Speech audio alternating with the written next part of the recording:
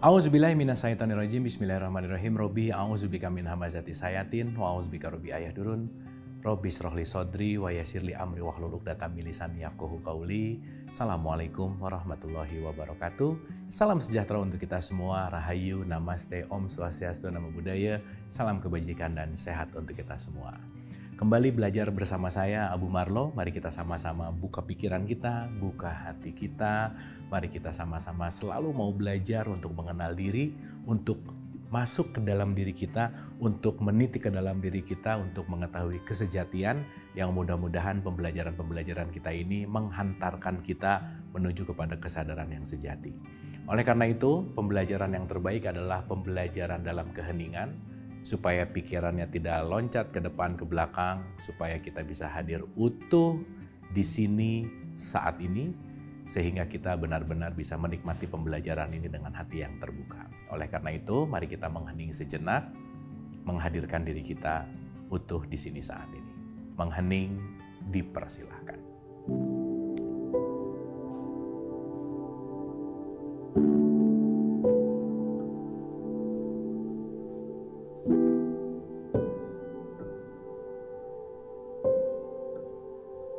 Selesai, terima kasih. Mudah-mudahan kita sudah di kelas yang sama, di keheningan, siap untuk sama-sama belajar. Yang saya tidak pernah bosan-bosan mengingatkan bahwa saya bukan mau menggurui, bukan mau ceramah, bukan mau tausiah, tetapi ini hanya berbagi pendapat, berbagi pengalaman yang mudah-mudahan ada hikmah yang bisa kita petik, setidaknya untuk pengetahuan kita, tetapi tujuannya bukan hanya untuk menjadi tahu, mari kita transformasikan dari tahu menjadi rasa, rasa menjadi perilaku, sehingga perilaku kita, akhlak kita jauh lebih baik dari sebelumnya. Dan yang paling penting adalah sesuatu yang kita dapatkan dari luar, itu selalu jadikan sebagai informasi, motivasi, dan yang paling penting adalah inspirasi. Oleh karena itu, di pertemuan kali ini kita akan belajar membuka hati, belajar membuka pintu kesadaran, belajar bagaimana mendengarkan hikmah, mendengarkan petunjuk langsung yang tanpa perantara karena semua datang dari Dia. Oleh karena itu, mari kita mulai. Boleh dipersiapkan catatannya, karena siapa tahu ada hal penting yang penting untuk dicatat, karena begitu kita mencatat, kita juga belajar gitu ya, dan belajar dengan mencatat itu akan lebih masuk biasanya, karena fokus mencatat juga akan memberi suatu dampak kesadaran tertentu gitu. Maka mencatat itu penting. Oke, hari ini kita akan berbicara tentang membuka hati. Proses menghidupkan kesadaran spiritual. Pasti sering dengar banget, pakai hati dong gitu ya. Dengarkanlah suara hatimu. Bahkan Nabi Muhammad mengatakan, istafti kolbak. Ikutilah kata hatimu. Ikutilah kata hatimu gitu. Tetapi menariknya hal-hal ini kadang-kadang hanya menjadi jargon. Pakai hati dong gitu, hanya menjadi ucapan gitu. Jarang sekali untuk dibahas, jarang sekali untuk diajarkan caranya. Padahal masing-masing kita semua tuh punya hati. Masing-masing kita semua tuh punya alat komunikasi langsung dengan Tuhan, dengan Allah. Di mana? Di dalam hati kita. Bal huwa ayatum bayyinah fi sudur, Quran 29 ayat 49. Bal huwa ayatum bayyinah, Quran yang nyata, petunjuk yang nyata, itu di dalam dadamu. Di dalam dada ini ada sodar, dada itu artinya sodar gitu ya. Itu ada kolbu. Dan kita berbicara hati di sini bukan berbicara masalah liver, bukan. Tetapi masalah hati. Hati ini kalau dalam bahasa Arab disebut kolbu atau heart gitu ya. Nah cuman menariknya dalam bahasa Indonesia ya dengan terminologi hati yang ada di dalam bahasa Arab semuanya diartikan hati. Fuada disebut hati, kolbu disebut hati gitu ya kira-kira. Padahal nanti fungsinya beda-beda semuanya.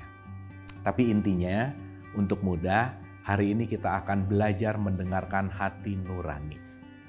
Belajar mendengarkan petunjuk sejati. Karena saya rasa ini hal yang paling penting untuk kita latih, supaya kita benar-benar bisa mendapatkan hikmah secara langsung. Dan saya rasa ketika kita melatih ini, kita akan banyak mendapatkan jawaban-jawaban yang kita cari kemana-mana nggak akan ketemu. Karena sekali lagi, Quran sejati ada di dalam hatimu. Maka di surat 26, 192 sampai 194 dikatakan, begitu Jibril mau menyampaikan Quran, di situ dikatakan ke dalam hatimu Muhammad. Jadi Quran itu disampaikan di dalam hati. Ya, kita semua punya hati.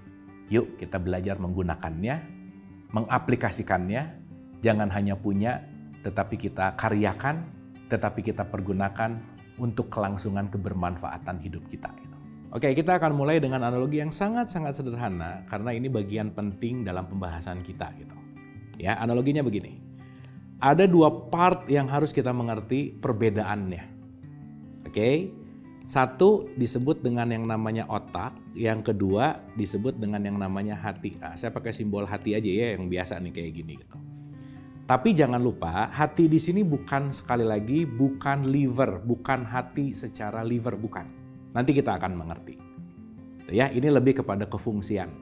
Maka dalam sains disebut intelligence of heart, kecerdasan hati. Di mana nanti kita akan mengerti tahun 1991. Info ini saya ambil dari salah satu peneliti di Amerika Serikat namanya Greg Braden. Dia mengungkapkan bahwa di tahun 1991 sains sudah menemukan ada 40.000 neuron di sekitar hati kita, jantung di sini ya, sekitar sini. Itu yang seperti sel-sel di dalam otak kita gitu, mirip gitu. Di situ ada memorinya juga, di situ ada rasa dan seterusnya gitu kira-kira. Oke ya. Nah, ternyata ini juga bisa dibuktikan dan ini juga dikaji dalam penelitian ilmiah gitu. Ternyata kenapa ada rasanya di sini dan secara natural, coba diperhatikan aja. Kalau kita ngerasa sakit hati, pegangnya ke sini nggak ke sini. Sakit hati kan enggak, tapi ke sini. Itu natural. Dan Greg Braden itu membuktikan dia datang ke peradaban-peradaban gitu kira-kira, di mana dia datang ke suku-suku yang sangat banyak sekali. Dan dia menemukan bahwa nature dari semua suku-suku itu ketika mengatakan siapa dirinya, pegangnya ke sini, atau menunjukkan diri sejatinya, pegangnya ke sini. Dan saya rasa kita juga kalau kita berbicara sekali lagi kalau sakit hati kan pegangnya juga ke sini gitu. Dan itu secara alamiah seperti itu gitu. Nah, ini ingin menggambarkan dulu bahwa hati di sini sekali lagi bukan berbicara hati liver, bukan hati organ, bukan. Tetapi satu fungsi yang ada di dada kita. Makanya nanti Quran menyebutkan yuwas wisufi sudur di sini. Bal huwa ayatum baina fi sudur. Sudur itu dada. Di dalam dada itu ternyata ada neuron-neuron sekitar 40.000 tadi yang juga memiliki fungsi seperti otak gitu kira-kira. Jadi ternyata otak kita tuh bukan hanya di sini. Ada juga bagian seperti otak di sini. Di mana di sini ada memorinya juga gitu. Itu poin pentingnya. Oke ya, itu dulu hal yang paling penting. Nah, artinya kalau kita mau berbicara dalam konteks yang namanya kesadaran spiritual, kesadaran spiritual itu tidak terletak pada pikiran, tidak. Tetapi terletaknya pada yang konteksnya yang disebut dengan yang namanya rasa. Maka kulubuhum, kenapa juga Quran dikatakan bahwa diturunkan ke dalam hati, bukan diturunkan ke dalam pikiran, bukan. Tetapi ke dalam feel, rasa. Karena kenapa? Mudahnya ini saya hanya menganalogikan. Alat komunikasi antara hamba sama Tuhannya itu adalah melalui hati. Jadi di mana ketika Allah mau memberikan pesan itu pasti dia akan mengirimkan melalui hati, bukan pakai pikiran gitu kira-kira. Oke ya, itu dulu nih, ini penting sekali. Yuk kita buka pikiran kita, buka hati kita untuk bisa selalu masuk ke dalam. Karena dengan membedakan mana otak, mana pikir, mana hati, mana rasa, di situ kita akan bisa mulai membedakan mana petunjuk datang dari mana gitu kira-kira. Petunjuknya datang dari mana gitu kira-kira. Pembelajaran masih akan kita lanjutkan, tetaplah bersama saya.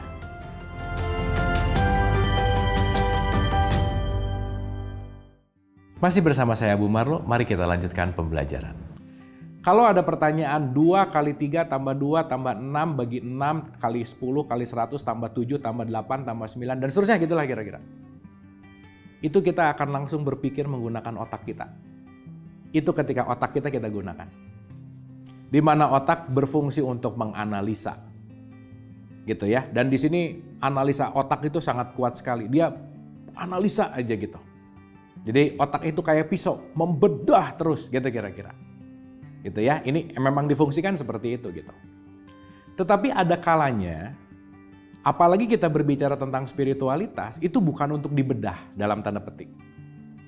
Karena begitu dilogikakan, dibedah, itu tidak akan sampai kepada konteks yang namanya rasa. Maka kalau saya tanya, coba ingat ketika kita terakhir kali liburan. Rasakan kemana, di mana itu, rasakan suasananya seperti apa, sama siapa waktu itu liburannya, dan ngapain aja, makan apa aja, ada sesuatu apa yang menarik, itu langsung akan terbawanya bukan ke pikiran, tapi kerasa gitu. Memory callingnya berbeda gitu kira-kira. Gitu ya. Nah maka pintu masuk menuju kepada kesadaran, di mana Greg Braden juga mengatakan bahwa di sini tuh pusatnya yang disebut dengan yang namanya wisdom. Kebijaksanaan. Dalam bahasa Quran, wisdom itu namanya adalah hikmah. Maka hikmah adalah wisdom, adalah suara hati nurani sebetulnya. Yang nanti kita akan sadari bahwa setiap hari jarang sekali kita mendengarkan hati nurani karena sibuknya berpikir. Yang dicari adalah di luar, menggapai, mencapai, meraih. Lebih dominan otak pikiran kita daripada hati rasanya gitu kira-kira. Maka kenapa dalam tradisi Islam kita perlu ada jeda sesaat supaya otak pikiran kita tidak terlalu sibuk, supaya hatinya terbuka. Itulah yang disebut dengan yang namanya sholat 5 waktu. Nanti kita akan mengerti betapa pentingnya sholat 5 waktu dalam membuka hati kita. Karena kenapa? Ketika hati terbuka, kita akan mendapatkan wisdom, kita akan mendapatkan petunjuk langsung, dan kita akan mendapatkan jawaban-jawaban yang direct. Dan disitulah nanti petunjuk yang sejati gitu. Maka sekali lagi, setiap orang dikasih hati, setiap orang dikasih alat komunikasi untuk kepada Tuhan. Dan mari kita gunakan alat komunikasi itu dengan sebaik-baiknya, dengan tahu caranya bagaimana menggunakannya gitu kira-kira. Sampai sini oke dulu ya. Jadi at least sekarang tahu dulu otak ada di sini, hati ada di sini. Ini ada neuron juga sebetulnya. Jadi ini bisa dibuktikan secara penelitian gitu kira-kira. Nah Greg Braden sudah mengatakan itu gitu. Nah sekarang kita renungkan nih. Bagaimana cara membuka hati kita supaya kita masuk ke dalam pintu yang namanya wisdom tadi, hikmah tadi. Jadi siapapun yang menyaksikan ini ketika punya pertanyaan dalam hidupnya, ketika lagi ada kegalauan, ketika lagi ada ketegangan, kekhawatiran, ketakutan, jangan-jangan itu jarang dengerin suara hati. Dan mungkin sudah saatnya sekarang kita belajar untuk mendengarkan hati nurani kita. Karena hati nurani ini akan selalu menunjukkan kepada jawaban yang langsung dan itu pasti tepat. Pasti tepat. Dan itu akan menjadi jawaban yang akan benar-benar membawa kita menuju kembali kepada Dia gitu kira-kira. Maka mudah-mudahan kita belajar menggunakan hati dalam kondisi apapun supaya hatinya terlibat karena kenapa? Sekali lagi hati ini adalah alat komunikasi kita dengan Tuhan, dengan Allah. Saya kasih analogi sederhana. Kita ini hambanya Allah. Pertanyaannya, berapa kali sih sehari mau ngapa-ngapain nanya dulu sama penciptanya, saya itu harus melakukan apa sih? Mana yang harus saya pilih, kanan atau kiri? Mana yang harus saya tempuh, depan atau belakang? Yang jangan-jangan hari-hari yang kita pilihkan menurut ego, pikiran, keinginan gitu kira-kira. Maka kita akan looping di ego yang sama, di permasalahan yang sama, di kesulitan-kesulitan yang sama karena jangan-jangan jarang mendengarkan kata hati gitu kira-kira. Maka yang paling pure, murni, heart intelligent, kecerdasan hati, disitulah sumber dari wisdom, sumber dari hikmah, sumber dari suaranya dalam tanda petik suara Tuhan itu sendiri. Dan saya rasa penting sekali untuk kita mempelajari ini supaya kita bisa langsung mendapatkan direct message, pesan langsung yang tanpa perantara, yang itu adalah jawaban yang hadir di dalam hati nurani kita. Pembelajaran masih akan kita lanjutkan, tetaplah bersama saya. Masih bersama saya Bu Marlo, mari kita lanjutkan pembelajaran. Oke ya, nah sekarang kita renungkan begini. Oke, at least di tahapan ini kita ngerti dulu, oh ada otak, ada hati. Otak ngasih informasi, hati juga ngasih informasi. Tapi kita lebih banyak memilih yang mana nih hari-hari gitu ya kira-kira. Karena kalau otaknya dominan, hati ketutup, dah gitu aja. Sama seperti waktu kita bahas, egonya aktif, Allahnya tertutup. Dan aku lebih dekat kepadamu maksudnya dari urat leher itu kan intinya adalah kolbun mukmin itu baitullah. Kita pernah bahas waktu bahas haji gitu. Kolbunya si mukmin itu adalah rumahnya Allah. Hati ini adalah rumahnya dia gitu. Maka kalau kita membuka dan masuk ke dalam rumahnya, kita akan menemukan suaranya. Kita akan berjumpa dengan dia, gitulah kira-kira. Jelas ya? Dan ini perlu yang namanya latihan. Ingat berbedanya antara mind sama awareness? Ketika kita mau mengolah pikiran kita, bagaimana awareness kita simpan di center, di tengah, itu adalah perlu latihan yang berulang-ulang, gitu kira-kira.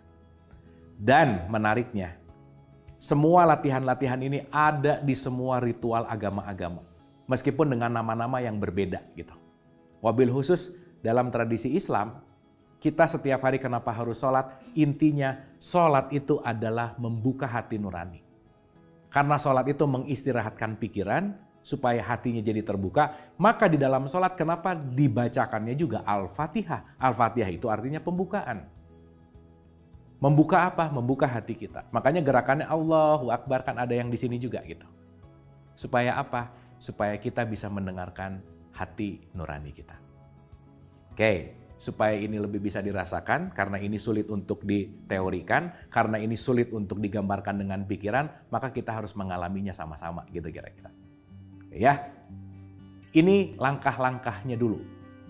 Supaya kita bisa mendengarkan benar-benar suara hati nurani kita. Oke, outputnya adalah khusyuk.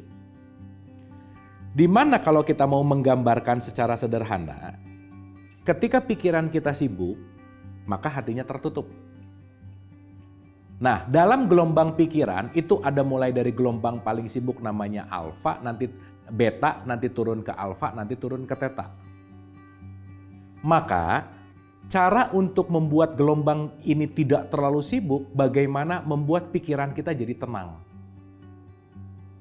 Maka menenangkan pikiran itu penting sekali, kita memiliki waktu supaya pikiran kita tidak sibuk.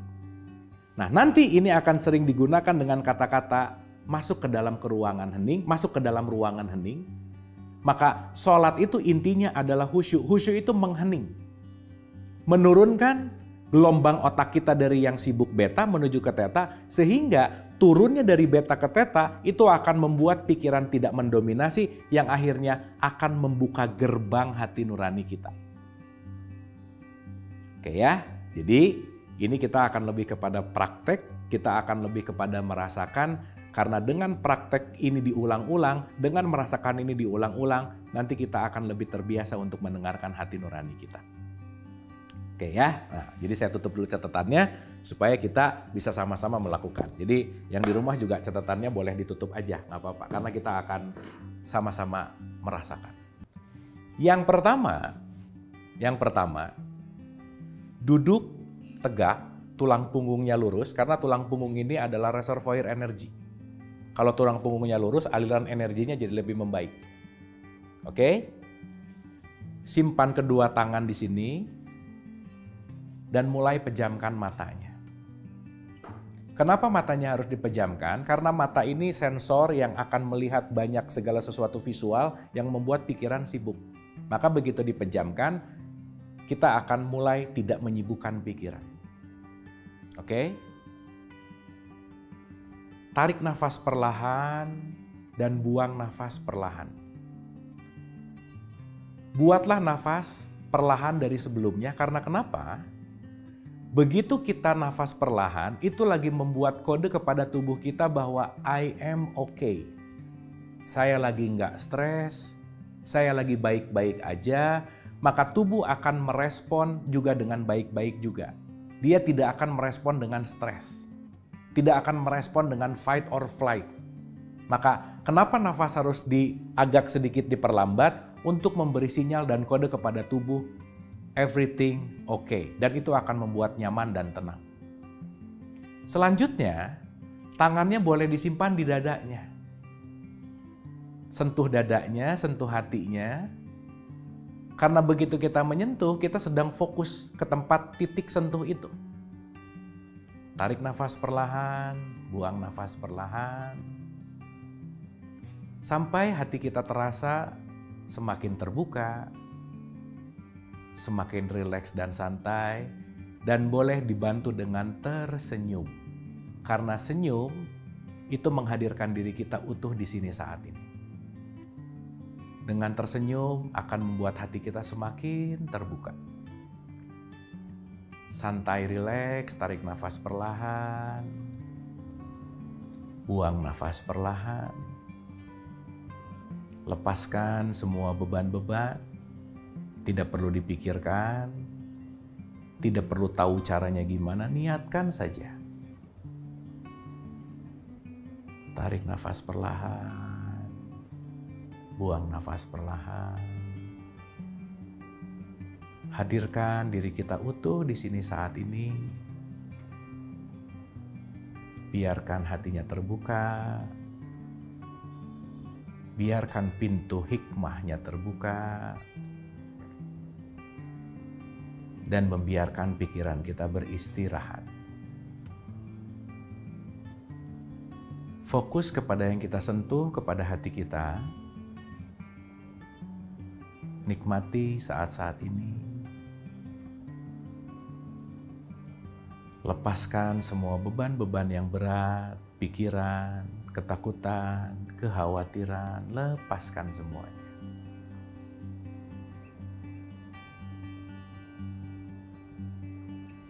Dan rasakan hatinya semakin terbuka. Ada perasaan tenang, damai, dan bahagia.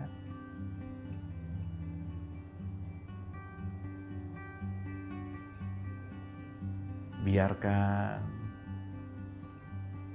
keterbukaan hati ini kita nikmati. Biarkan mengalir. Dan tetap tersenyum manis lepas. Hadirkan diri kita utuh di sini saat ini.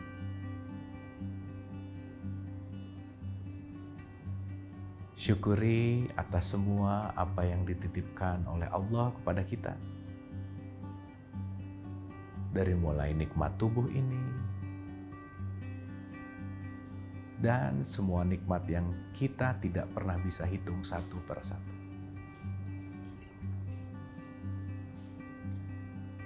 Dan boleh dibuka matanya perlahan dan kita mengusap wajah kita.